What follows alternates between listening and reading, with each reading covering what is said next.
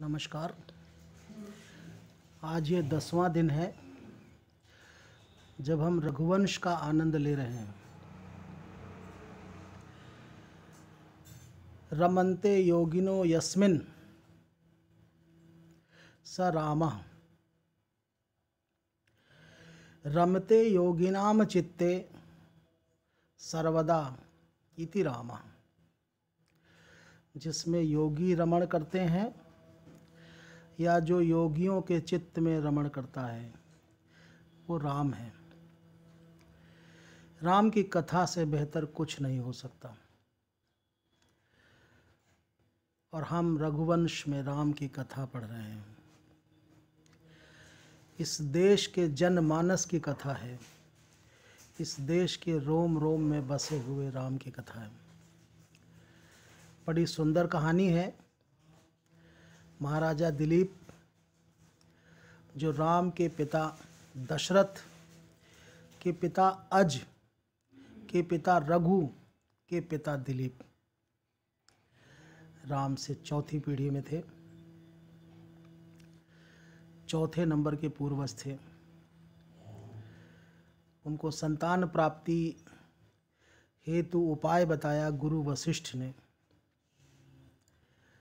कि वो कामधेनु की पुत्री नंदिनी की सेवा करें। उसको 21 दिनों तक लगातार वो वन में ले जाते हैं चराने के लिए। 21 दिनों तक बेहद सेवा भाव से उसकी तपस्या करते हैं, सेवा करते हैं। और 21 दिन के अनंतर यानी 22वें दिन अन्येद्युरात्मानुचरस्य भावम जिज्ञासमाना मुनिहोमधेनु गंगा प्रपातांत विरूढ़ शष्पम गौरी गुरोर्गह्वर माविवेश। उस अपने पीछे चलने वाले अनुचर की परीक्षा लेने के लिए कि इसमें फीलिंग्स कितनी हैं, भावना कितनी है, श्रद्धा कितनी है। हमने कहा था ना, श्रद्धेव साक्षात विधिनोपपन्ना। मानो विधि के द्वारा विधिना उपपन्ना, विधि के द्वारा उपपन्न साक्षात श्रद्धा हो।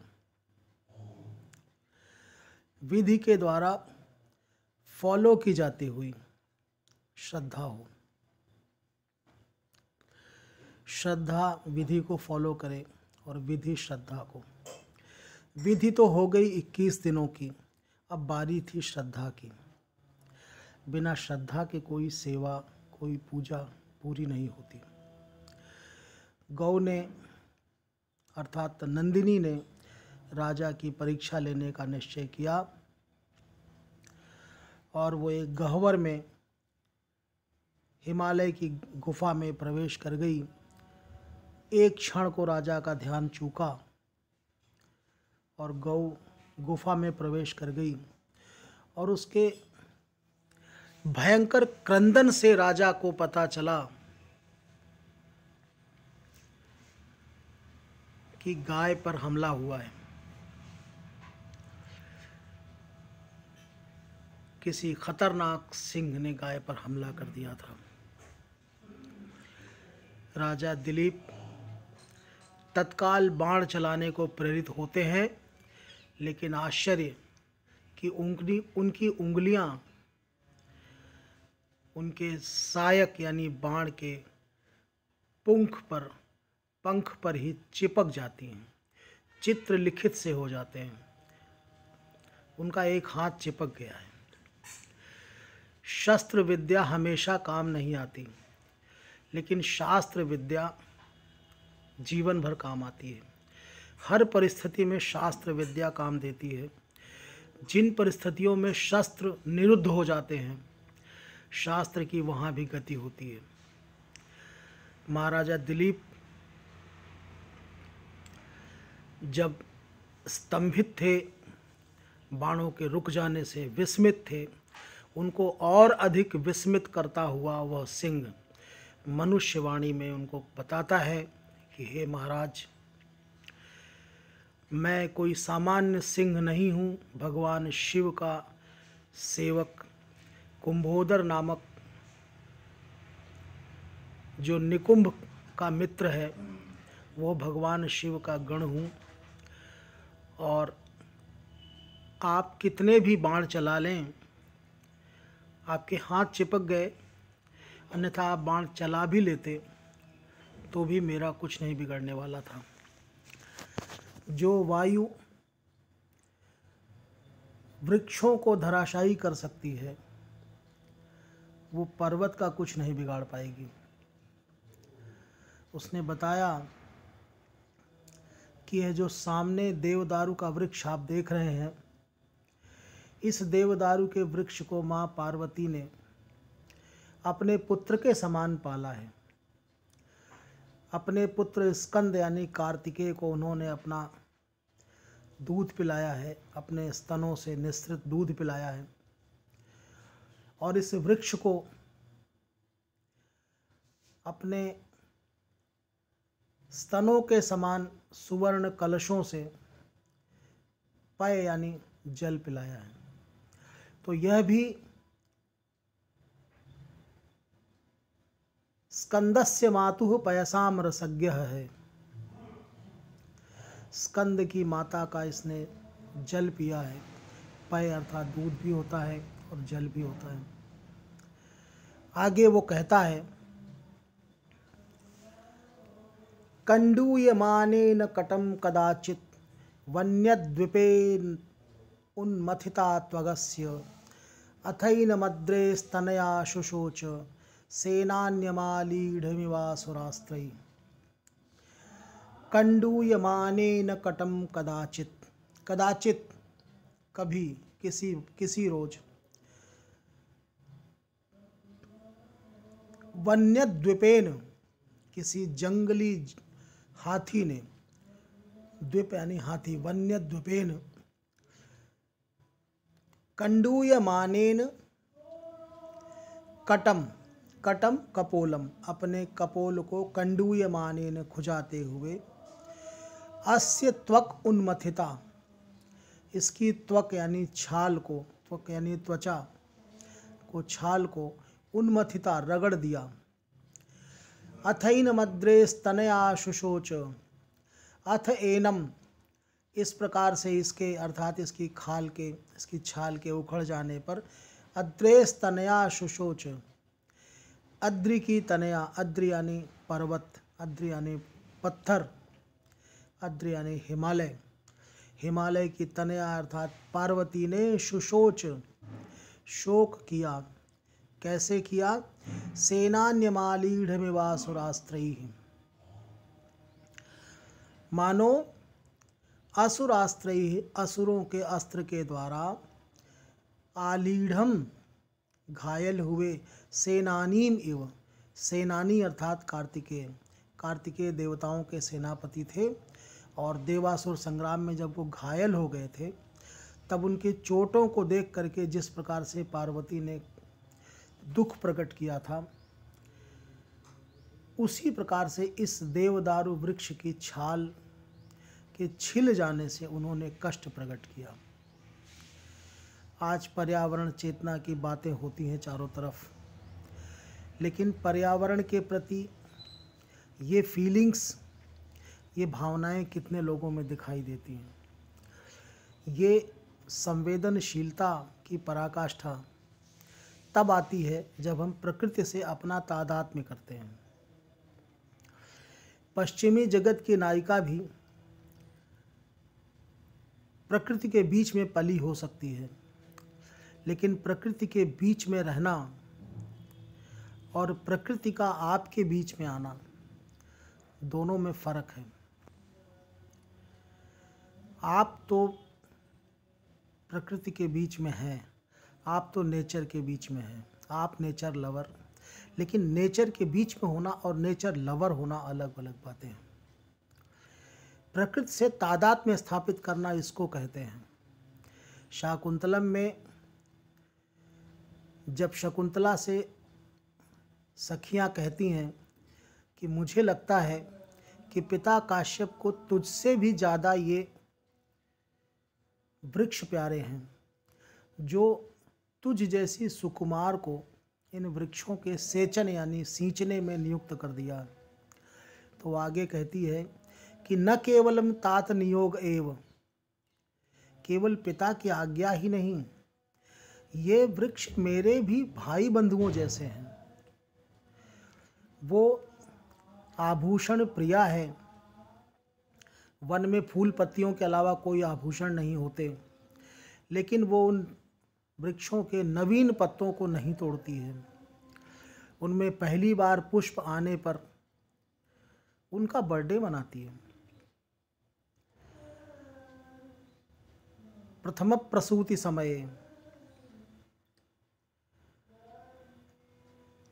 हिरण के बच्चे को अपने बच्चे की तरह पालती है, उसके व्रण को इंगुदी तेल से सेचन करके उसे ठीक करती है, और आज वो अपनी माँ की तरह शकुंतला को मानता है।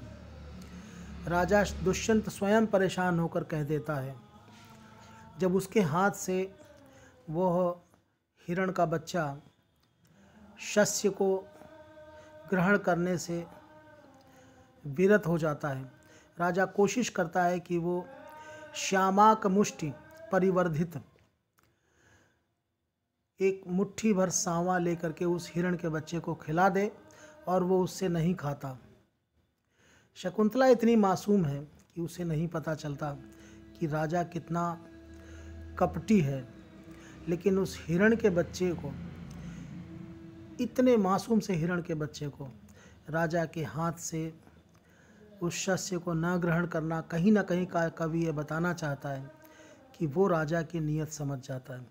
और अंत में होता है कि शकुंतला जब अपने हाथ से खिला देती है तो वो खा लेता है, और राजा परेशान होकर कहता है कि सब अपने भाई बंधुओं को ही पहचानते हैं। तो ये जो इंटरैक्शन है वो हम यहाँ देख रहे हैं। पार्वती जिन दिनों तपस्या कर रही थीं, उन्होंने यहाँ एक देवदारू का वृक्ष रोपित किया, देवदारू का एक पौधा रोपित किया, उसको अपने हाथ से जल दे करके पाला पोसा, और उससे इतनी भावनाएं जुड़ गईं कि एक दफ़े किसी जंगली हाथी ने अपना कपोल खुजलाते हुए जब उसकी छाल को रगड़ दिया तो रोने लगीं, और इस तरह रोने लगीं जैसे कभी कार्तिकेय के देवासुर संग्राम में घायल होने पर रोई थी। भगवान शिव इस सृष्टि के सबसे बड़े प्रेमी हैं। अपनी प्रेयसी का, अपनी अर्धांगिनी का रोना वो बर्दाश्त नहीं कर सकते। वो यही कहना चाह रहा है कि इसीलिए फिर उन्होंने मुझे नियुक्त किया। आप देखें कि अद्रि तनया हैं, अद्रि यानी पत्थर, अपि ग्रावारुदित्यपि दलति वज्रस्य हृदयम, पत्थर भी रो पड़े, पत्थरों से पानी निकले, पत्थरों के आंसू निकले। पत्थर हैं हिमालय, और उनका कार्य है पार्वती। जो चीज़ कारण में नहीं है वो कार्य में कहाँ से आ जाएगी। सांख्य तो कहता है कि संभव नहीं है, अभिव्यक्तिवाद को मानता है सांख्य। सांख्य का कहना है कि तिलों में तेल होता है तो पेरने पर तेल निकल जाता है, बालू में तेल नहीं होता तो कितना भी आप एक्सपेलर में लगा लें, कितना भी घानी में चला लें, उसमें से तेल नहीं निकलता। कारण का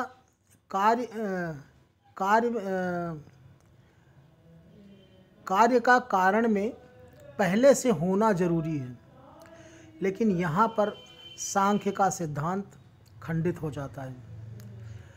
कारण है हिमालय, उन्हीं की पुत्री है पार्वती। हिमालय अद्रि हैं, पत्थर के बने हैं, लेकिन नहीं, पार्वती के आंसू निकलते हैं। इसी तरह की कल्पनाएं कवि को सर्वश्रेष्ठ बनाने का आधार होती हैं। इसमें काव्यलिंग अलंकार हम देखते हैं और उपमा अलंकार। उपमा इस तरह से है, सेनानी अर्थात कार्तिकेय उपमेय हैं, उपमान है, और देवदारू का वृक्ष उपमेय है।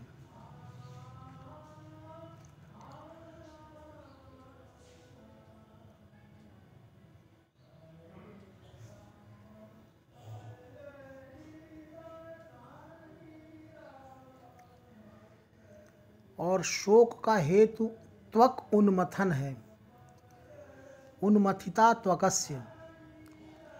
पार्वती क्यों दुखी हुई? क्योंकि इसकी त्वक यानी छाल को रगड़ दिया था किसी जंगली हाथी ने। कारण बता दिया गया था, काव्यलिंग अलंकार है। अगला श्लोक देखेंगे। तदा प्रभृत्येव वनद्वीपानां त्रासार्थमस्मिन्नहमद्रिकुक्षौ व्यापारितः शूलभृता विधाय सिंहत्वमंकागत सत्ववृत्तिम। तदा प्रभृत्येव, उस दिन से ही, सिंह पूरी कहानी सुनाता है, उस दिन से ही वनद्वीपानां त्रासार्थम, जंगली हाथियों को डराने के लिए, अस्मिन अद्रिकुक्षौ अहम व्यापारितः, इस अद्रिकुक्ष में, यानी पर्वत की कुक्ष यानी गुफा में, इस पर्वत की कोख में, कुक्ष कोख शब्द इसी से बना है, इस पर्वत की कोख में अर्थात उसकी गुफा में, व्यापारितः अहम, मैं नियुक्त किया गया हूँ। किसके द्वारा? शूलभृता, भगवान शिव के द्वारा।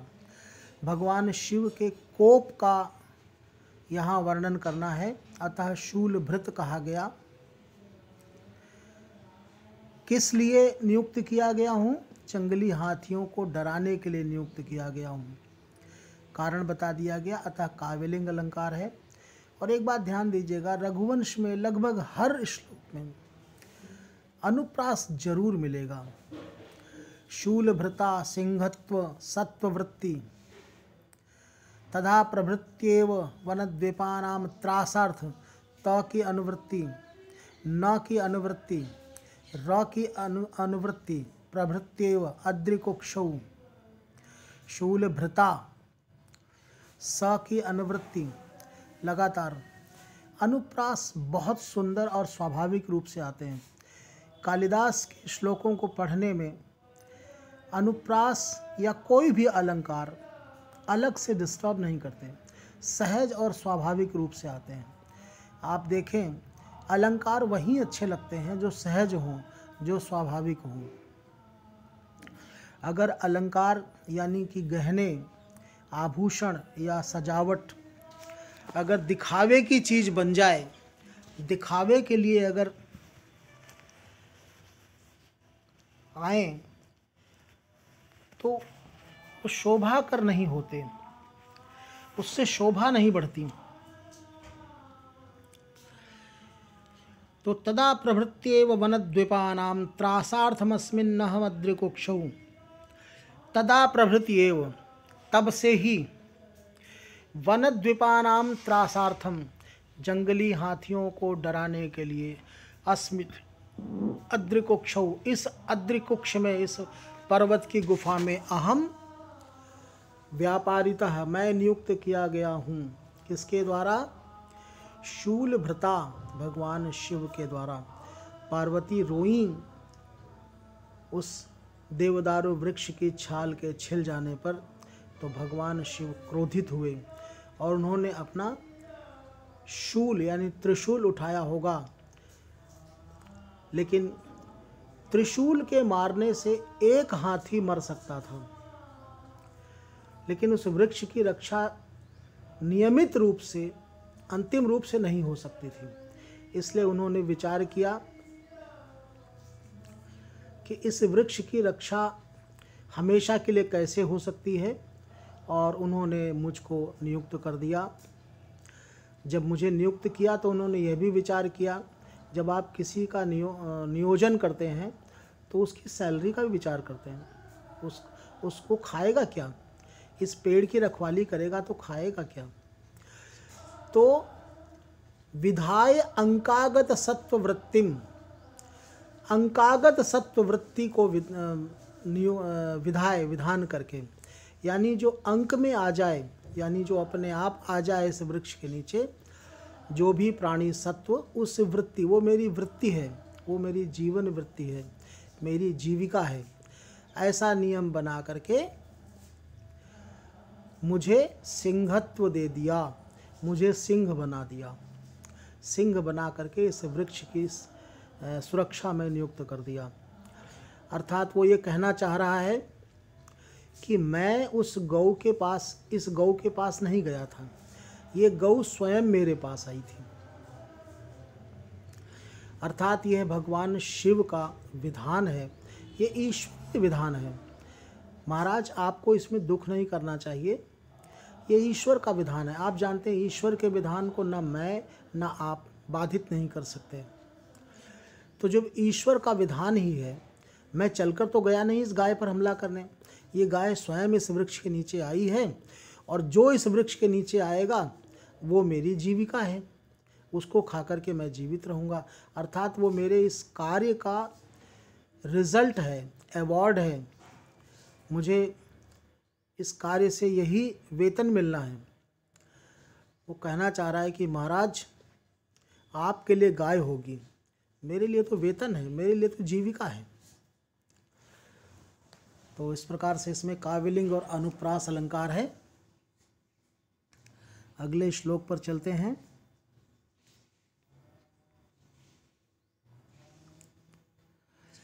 तस्यालमेषा क्षुधितस्य तृप्त्यै प्रदिष्ट काला परमेश्वरेण उपस्थिता शोणितपारणा में सुरद्विषश्चान्द्रमसीत् सुधेव। तस्यालमेषा क्षुधितस्य तृप्त्यै, तस्य क्षुधितस्य तृप्त्यै,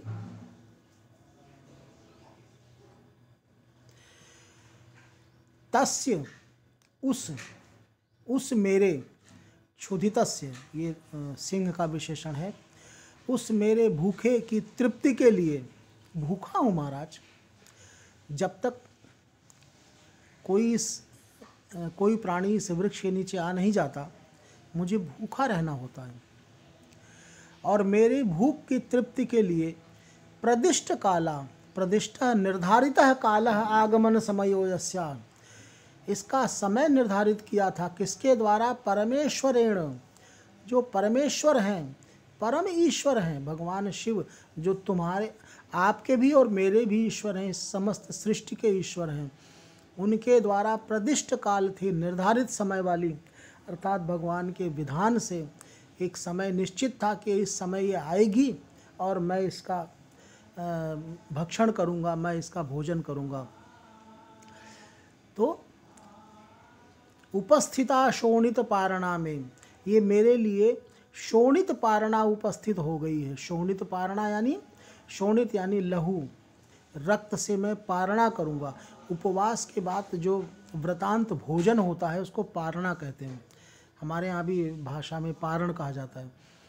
तो अब वो सिंह का उपवास है, सिंह का उपवास जो है वो साबूदाने से तो ख़त्म होगा नहीं, वो तो रक्त और मांस से ही ख़त्म होगा। तो मेरे लिए यह शोणित पारणा उपस्थित हुई है, भगवान शिव के निर्धारित समय अनुसार उपस्थित हुई है। किस प्रकार से?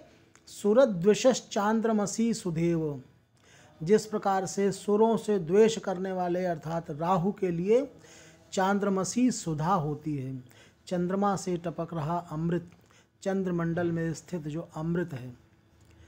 कहते हैं कि चंद्रमा को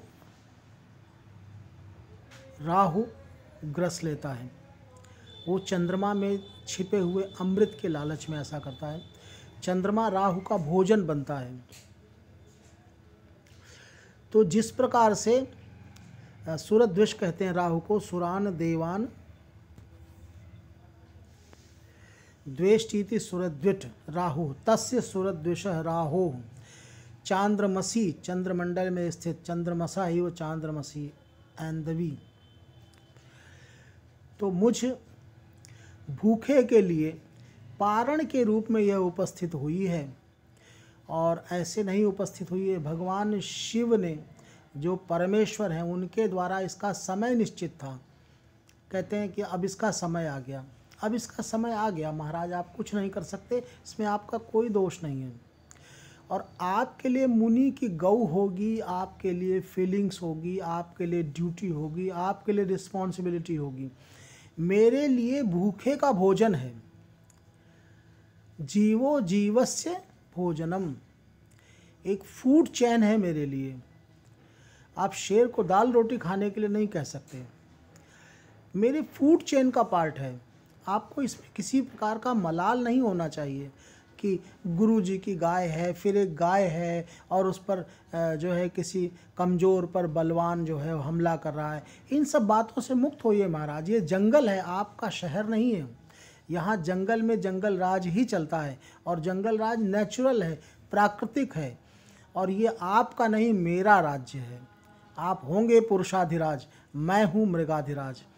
और मैं कोई पाप नहीं कर रहा, कोई अपराध नहीं कर रहा, मैंने मेहनत की है, मैं अपना वेतन ले रहा हूँ, मैं भूखा हूँ, मैं अपना भोजन ले रहा हूँ। वेतन में भी क्या ले रहा हूँ, कोई प्रॉपर्टी नहीं ले रहा हूँ, कोई धन दौलत नहीं ले रहा, मैं सिर्फ भोजन ले रहा हूँ।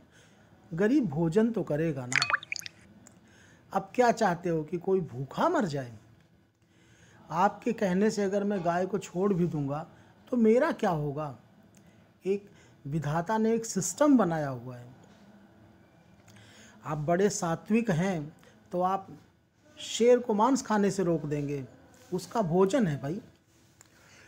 बड़े तर्कपूर्ण तरीके से बात कहता है। देखिए, यही साहित्य की विशेषता है कि राम की कथा सुनते समय कोई ये नहीं बताता कि आपको राम की तरह आचरण करना है या रावण की तरह, लेकिन हम कथा सुनने मात्र से समझ जाते हैं कि हमें राम की तरह आचरण करना है, हमें भरत की तरह आचरण करना, हमें लक्ष्मण की तरह आचरण करना है, हमें शूर्पणखा की तरह आचरण नहीं करना है, हमें रावण की तरह आचरण नहीं करना है, हमें कैकेयी और मंथरा की तरह आचरण नहीं करना है। ये काव्य की शैली है। काव्य की शैली कांता सम्मित होती है।